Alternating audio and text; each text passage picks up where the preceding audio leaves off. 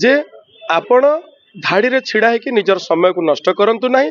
जदि आपण नारे गाड़ी नारे किसी चलान अच्छी आपण ताकू घरे बसिकी निजर एंड्रॉइड फोन माध्यम बा निजर लैपटॉप बा डेस्कटॉप रे बसिकी आपण ई चलान बा भी कोड वेबसाइट को जाके निजर चलान रो पैठ करि पारिबे। जदि आपण को से चलान को चैलेंज करियार अछि ताले आपण कोर्ट को जाय। तो सेटा हमर आपणकर हमर निजर गोटे नागरिक हिसाब हमर दायित्व रहउछि जे हम यथेष्ट पूर्वरु हमर पॉल्यूशन सर्टिफिकेट को आम चेक करवा।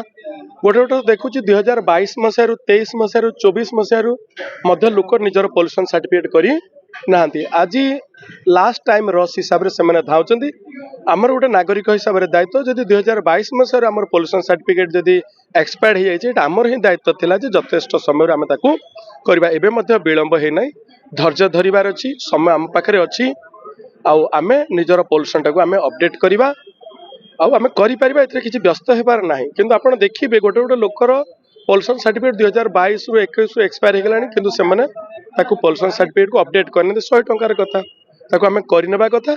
जो मान कर भी करिना से माने करिनियंतु आ जार जदि मासे बा 6 मास पर एक्सपायर पुणी थरेबो से माने मोबाइल फोन रे अलार्म दियंतु जे मोर पॉल्यूशन सर्टिफिकेट आ 7 दिन पर बा मोर इंश्योरेंस 7 दिन पर एक्सपायर हो सो दैट आपण खर्चांतर पड़े ना। यथेष्ट आगु सचेतन होगी निजर पॉल्यूशन निजर इंश्योरेंस को बा निजर डीएल को अपडेट करनियंतु। 15 वर्ष तलर पुराना गाड़ी रे पॉल्यूशन होई परियो तापर मोर एते ए तापर बहुत लोक अछंती जो माने उपरिस्थ अधिकारी अछंती।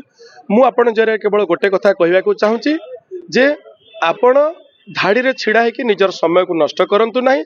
जदि आपण नारे गाड़ी नारे किसी चलान अच्छी आपण ताकू घरे बसिकी निजर एंड्रॉइड फोन माध्यम बा निजर लैपटॉप बा डेस्कटॉप रे बसिकी आपण ई चलान बा भी कोड वेबसाइट को जाके निजर चलान रो पैठ करि पारिबे। जदि आपण को से चलान को चैलेंज करियार अछि ताले आपण कोर्ट को जाय पारिबे। साधारण लोक कहउचंदी अति तरबरी आबे निष्पत्ति होई गेला हमहु समय एते बड़ कथा को आपण से बड़ जगह रे पचारले हबो।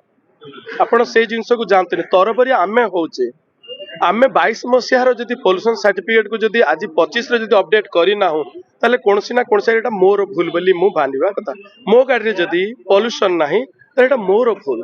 23 मसीहार मोर एक्सपायर हेलानी मु आज 25 जाय जदि करी नाही कोनसी ना कोनसी जगह रे मु मो दायित्व रु विच्युत हेचे। धन्यवाद, नमस्कार।